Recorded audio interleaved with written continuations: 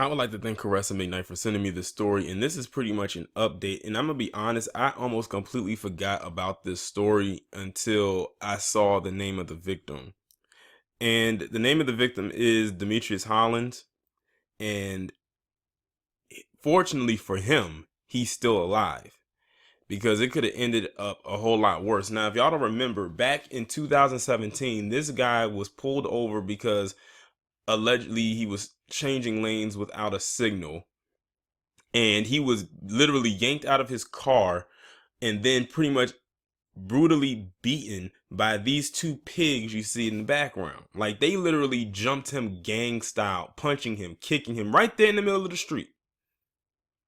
Well, now it says that one of them has been sentenced as of recent, and I wouldn't even really call it a sentence. Is really a slap on the wrist, and is a huge one at that. But I'm not surprised.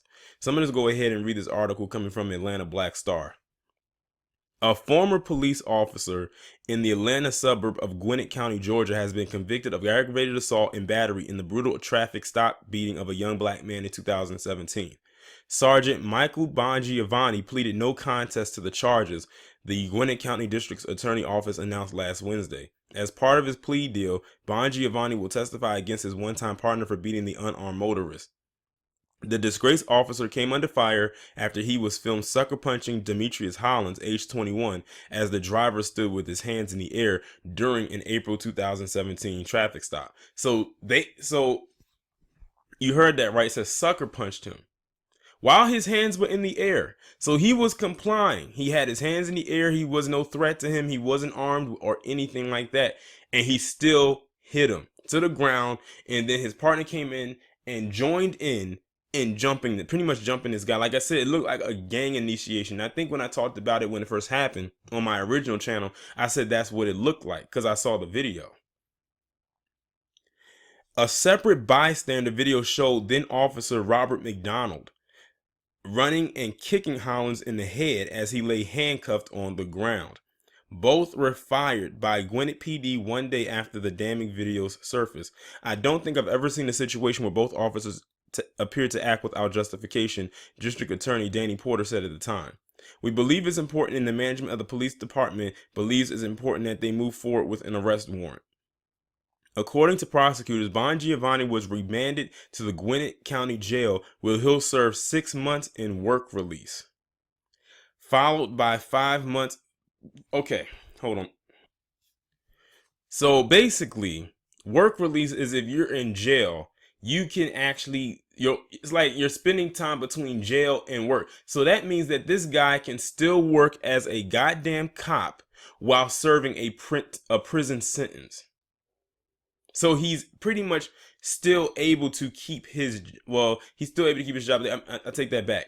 He was fired. I take that back. He was fired from being a cop, but he can still work and make money from another place of employment while still serving a prison sentence. And it says that it's only for 6 months. 6 months.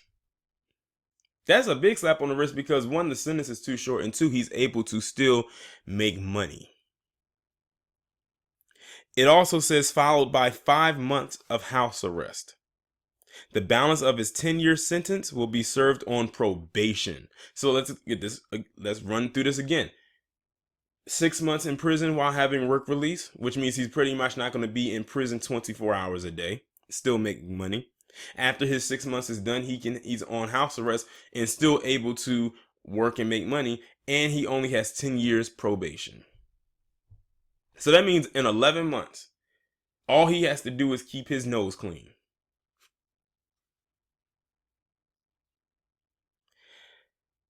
Let me continue. A trial date for McDonald hasn't been announced yet, but is expected to start in the fall. Well, I'm not going to hold my breath when it comes to him either. Like, I have a feeling that he's going to get the same exact thing as this guy did.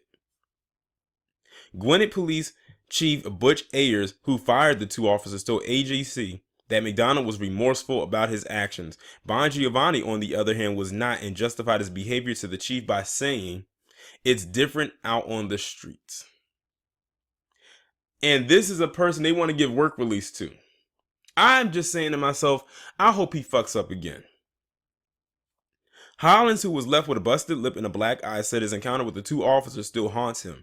It was his second run-in with the pair after being arrested for obstruction and marijuana possession in 2016. So he's had an encounter with them before. So this was probably a real treat for them when they ran into him again.